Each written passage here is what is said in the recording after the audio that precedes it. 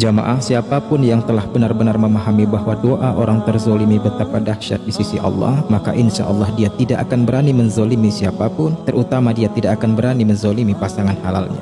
Namun namanya manusia sebagai tempat salah dan dosa, pasti ada saja hal-hal yang menjadikan seseorang akhirnya pun menzolimi pasangan halalnya. Sebagaimana yang saya sampaikan bahwa kezoliman yang paling sering itu justru terjadi pada rumah tangga, baik kezoliman suami kepada istri maupun kezoliman istri kepada suami.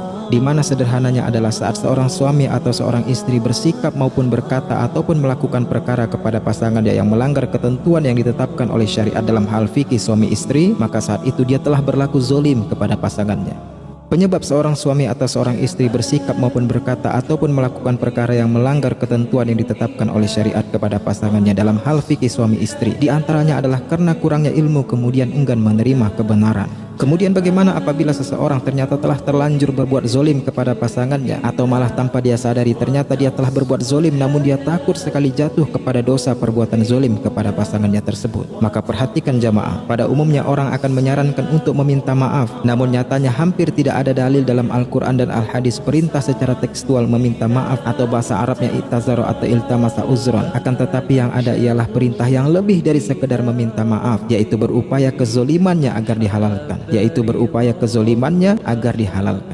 Tepatnya dalam hadis riwayat Al-Bukhari nomor 2449, Rasulullah SAW bersabda, "Man kanat lahu muslimatun ya akhihi min ardihi aw syai'in falyatahallalhu minhul yauma qabla an la yakuna dinar wala dirham." Orang yang pernah menzolimi saudaranya dalam hal apapun, termasuk di sini adalah bagi yang pernah menzolimi pasangan halalnya, maka hari ini dia wajib segera meminta perbuatannya tersebut agar dihalalkan oleh yang bersangkutan, sebelum datangnya hari di mana tidak berlaku lagi uang harta baik dinar maupun dirham, yaitu hari kiamat.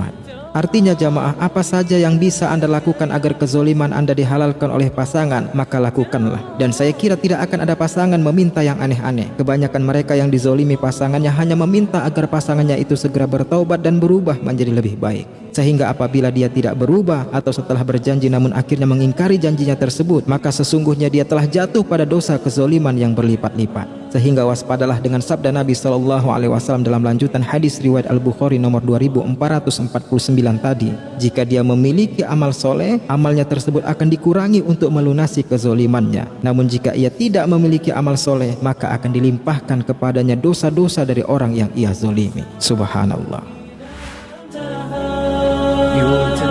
يتم ربي